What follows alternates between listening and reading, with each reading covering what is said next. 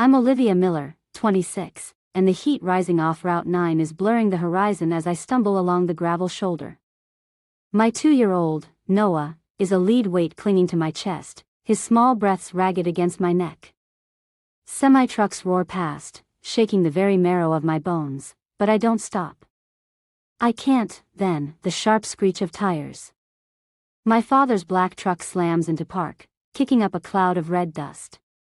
He's out of the door before the engine even dies, his face a mask of pale rage as he scans the empty highway behind me. Olivia? Where is your vehicle? He bellows over the thunder of the traffic that I look him dead in the eye, and for the first time, the lie doesn't come out.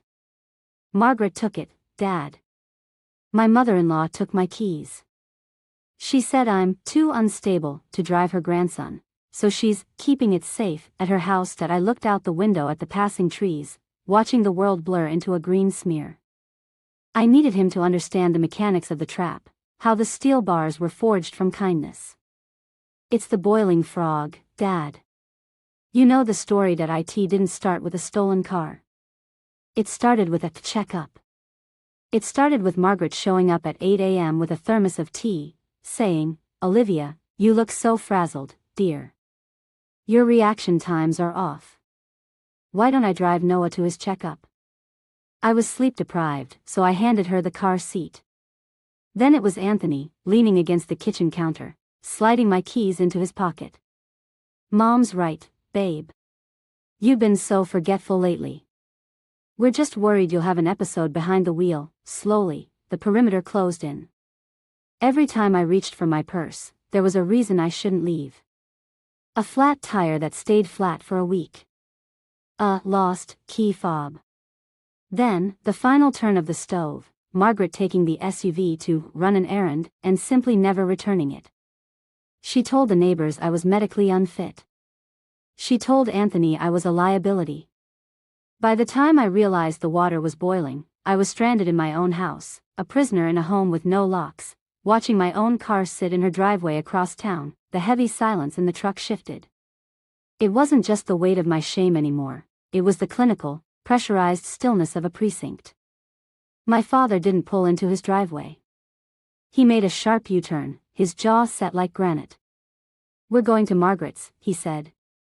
His voice had lost its fatherly warmth, replaced by the terrifyingly calm cadence of a man who had spent 30 years dismantling lies. As we pulled onto her manicured street, I saw my SUV sitting in her driveway, blocked in by her own sedan like a captured prize. "Stay in the car," he commanded.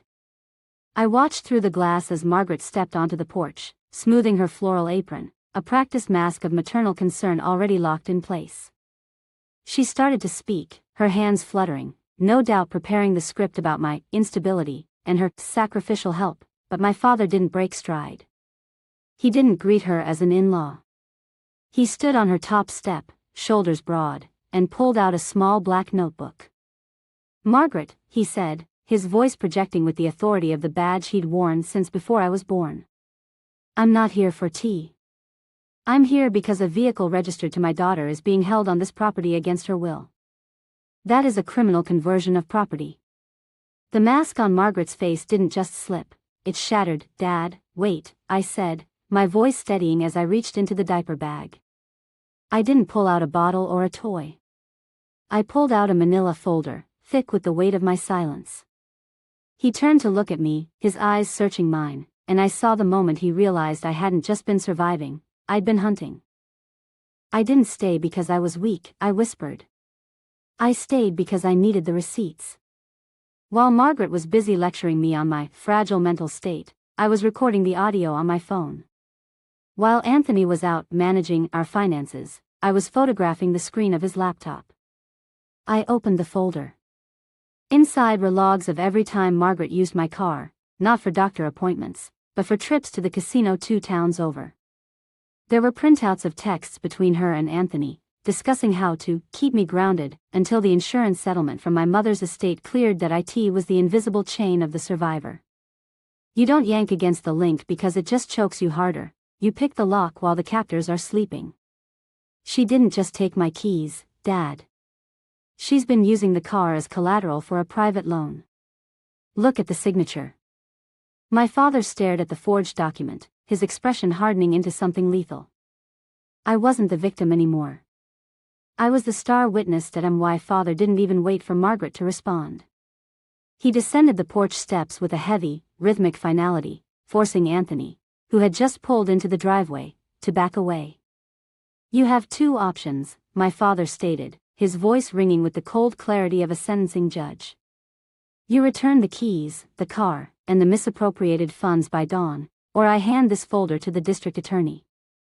Forgery, grand theft auto, and elder fraud. Choose your next words very carefully. Anthony's confidence collapsed. Susan, standing in the shadows of the garage, let out a strangled gasp, her phone trembling in her hand. They weren't powerful anymore, they were just small people caught in a very large lie. I didn't wait for their apology. I walked past them, my head held high, and felt the sun hit my face. It didn't just feel like warmth, it felt like oxygen. 3 months later, I turned the key in the lock of my own apartment. It's small and quiet, but every square inch is chosen by me. Anthony is facing a mountain of legal debt, and Margaret's concerned reputation is in tatters. I look at Noah, playing safely on the rug, and finally breathe. I wasn't grateful for the cage, and I'm never going back to the water. I'm finally off the shoulder of the road.